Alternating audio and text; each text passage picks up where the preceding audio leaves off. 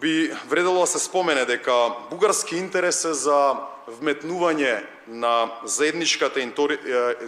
историја како категорија во овој договор, нешто што го нема во декларацијата од 1999 година, и уште повеќе воведување на комисија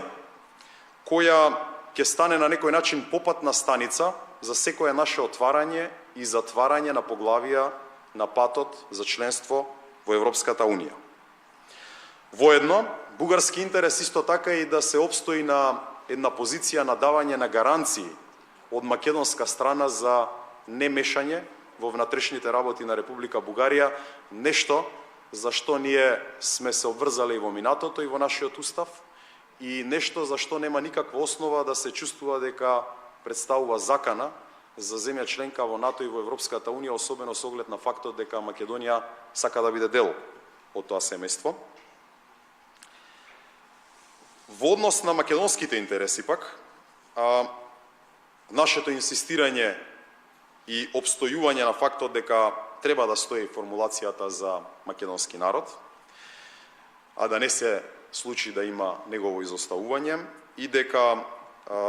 формулацијата за македонски јазик како уставна категорија не е доволно квалитетна и не соодветствува на вредностите кои би можеле да ги застапуваме како европски вредности во 2017 година.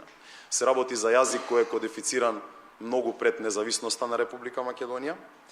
јазик кој бил официјален јазик и предходно,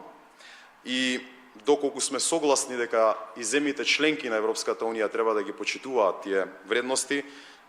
не би било коректно да се сведе македонскиот јазик на уставна категорија, дотолку повеќе што аргументот дека таа формулација се користела во 1999 година во декларација не држи со оглед на тоа што имаме нови елементи кои не биле содржани во декларацијата од 1999, а кои се дел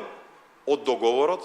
или нацрт договорот кој беше презентиран од владата за 2017 година.